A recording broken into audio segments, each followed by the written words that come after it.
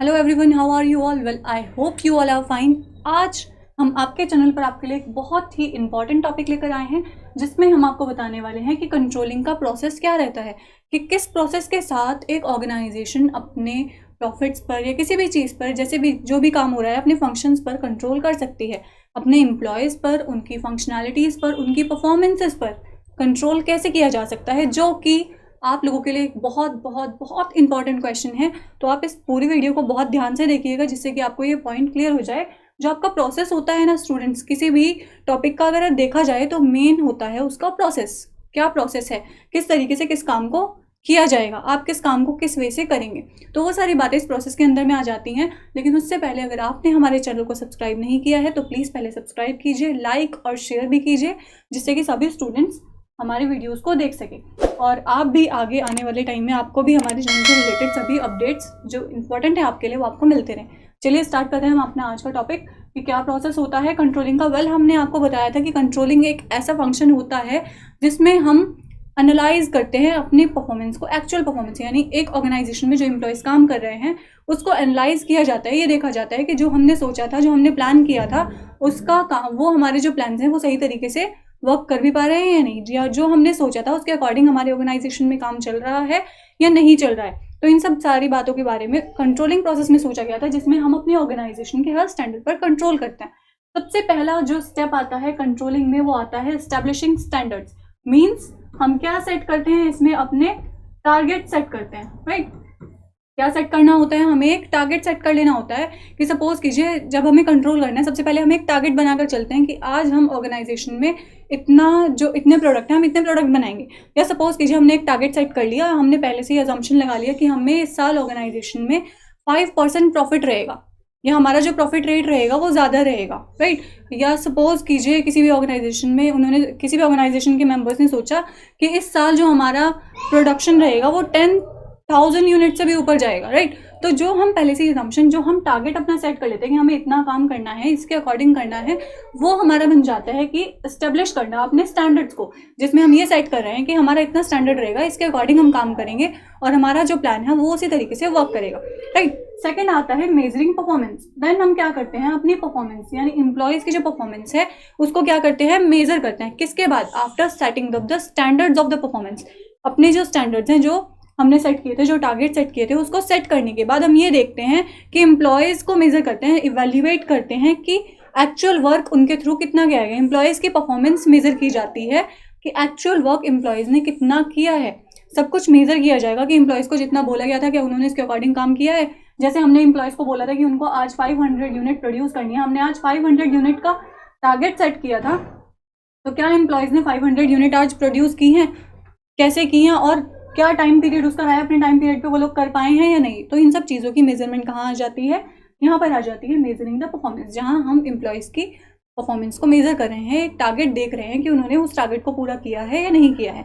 Then process में third step आता है comparing performances with standards. Comparing performances with standard का मतलब हुआ कि हम एम्प्लॉयज़ की परफॉर्मेंस को क्या करेंगे, कंपेयर करेंगे अपने स्टैंडर्ड से। अब सपोज कीजिए किसी भी ऑर्गेनाइजेशन में मैनेजर्स ने सेट किया था कि एक ऑर्गेनाइजेशन इस लेवल पर जाएगी, लेकिन वो स्टैंडर्ड्स पूरे ही नहीं हो पा रहे। जो परफॉर्मेंस हमें चाहिए थी वो हमारे टारगेट्स को मैच ही नहीं हो रही है ना। हमने ये तो देख लिया कि एम्प्लॉयज़ ने काम किया या नहीं किया, या एक्चुअल वर्क उन्होंने कितना किया, हमने मेजर तो कर लिया। मेजर करने के बाद हमें उसे आइडेंटिफाई भी तो करना है ना कि अगर काम चल रहा है तो वो पूरा हुआ है या नहीं हुआ है। हमने बोला था 500 बनाने हैं, तो 500 बने हैं या नहीं, और अगर नहीं बने हैं तो क्यों नहीं बने हैं, उसका रीज़न जो आता है वो आ जाता है हमारे फोर्थ स्टेप में, जो होता है एनालाइजिंग द डेविएशन। डेविएशन मतलब क्यों डिफरेंस रहा। अब सपोज कीजिए हमने एक ऑर्गेनाइजेशन में एम्प्लॉयज़ को आज बोला कि उनको 500 यूनिट्स प्रोड्यूस करनी है, लेकिन उन्होंने अनफॉर्चुनेटली 400 यूनिट्स प्रोड्यूस की हैं। तो ये 100 यूनिट्स का डिफरेंस क्यों रहा, क्यों डेविएशन रहा इनके बीच में, ये डेविएशन किस वजह से आया, क्या रीजंस थे, मशीनरी, जो भी प्रॉब्लम आपकी थी, उस प्रॉब्लम को क्या करना है, एनालाइज करना है, आइडेंटिफाई करना है, राइट। हम ये सोचते हैं कि अब सपोज कीजिए किसी भी ऑर्गेनाइजेशन में अगर काम चल रहा है, वो काम अगर टाइमली कंप्लीट नहीं हो रहा है, जितना टारगेट लेकर चला गया है उस टारगेट के अकॉर्डिंग काम नहीं हो रहा, तो वो काम किस अंडर में आ जाता है कि वहाँ पर कोई ना कोई डेविएशन, कोई ना कोई परफॉर्मेंसेज में कमी है, या तो एम्प्लॉयज़ की परफॉर्मेंस में कमी है, या फिर टारगेट सेट करने में कोई प्रॉब्लम हुई है कि हमने टारगेट तो 1000 का सेट कर लिया, लेकिन हम इतना काम कर ही नहीं पाएंगे, हमारे पास एम्प्लॉयज़ 5 हैं और हमने 6 एम्प्लॉयज़ का काम सेट कर दिया, तो वो उस लेवल पर नहीं जा सकता। तो यहाँ पर हम सारे डेविएशंस को देखते हैं, एनालाइज करते हैं कि अगर ये काम नहीं हो पाया, अगर टाइमली ये प्रोडक्ट इतना नहीं बन पाया तो क्यों नहीं बना, क्या रीजंस रहे, राइट। सारे रीजंस के बारे में एक बार क्या किया जाता है, एनालिसिस किया जाता है। जो भी डेविएशंस हैं उनको बॉट डाउन कर लिया जाता है, अपने पास देख लिया जाता है। इसके दो मेथड बताए गए हैं, क्रिटिकल पॉइंट कंट्रोल, कि आप क्रिटिकली किसी भी मेथड को लेकर उसको कंट्रोल कर सकते हो। आप ये देख सकते हो कि अगर ये डेविएशन आया तो उस पर आपको किस तरीके से कंट्रोल करना है। Then management by exception method आता है, जिसमें आप एक्सेप्शनली देखते हो सारी रिपोर्ट्स को।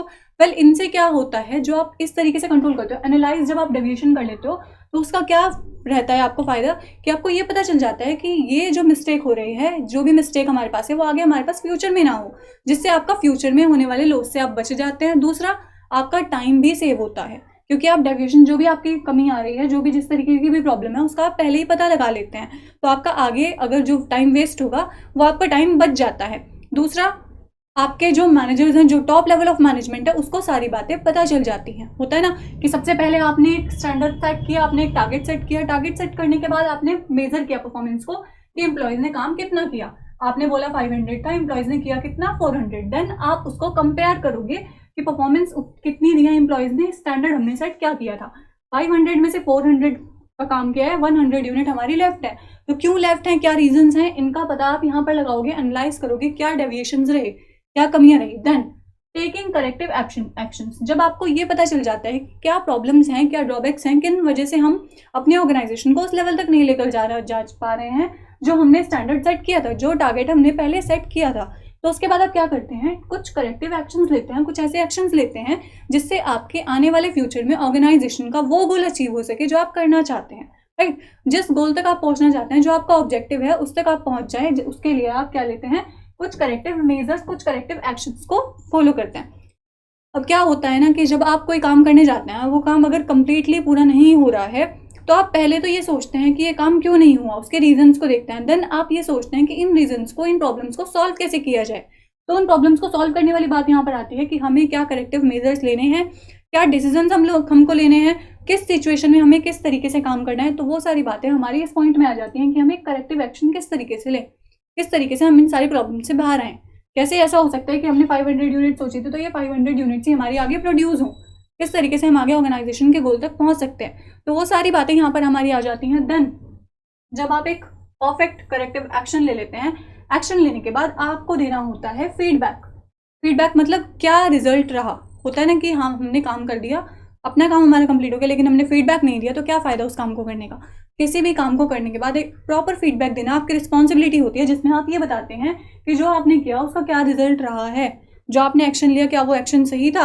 ऑर्गेनाइजेशन के पॉइंट ऑफ व्यू से अगर आपने ये सोचा है कि हमारे 5 एम्प्लॉय इस काम को नहीं कर पा रहे, तो हमें एक और रखना चाहिए, 6 एम्प्लॉयज़ होने चाहिए, तो वो 6 एम्प्लॉय क्या उस गोल को पहुंच पा रहे हैं, उस गोल तक क्या उसको वो फुलफिल कर पा रहे हैं, और अगर नहीं कर रहे हैं तो ऐसा क्यों है, सारा फीडबैक आपको देना होता है। जहाँ से आपने स्टैंडर्ड सेट किया था, जिस टॉप लेवल ऑफ मैनेजमेंट से स्टैंडर्ड सेट किया गया था, वहाँ पर आपको पूरा फीडबैक इसका देना पड़ेगा। तो बच्चों, ये था हमारा प्रोसेस की कंट्रोलिंग का प्रोसेस क्या होता है, कैसे हम एक ऑर्गेनाइजेशन में आगे कंट्रोल कर सकते हैं।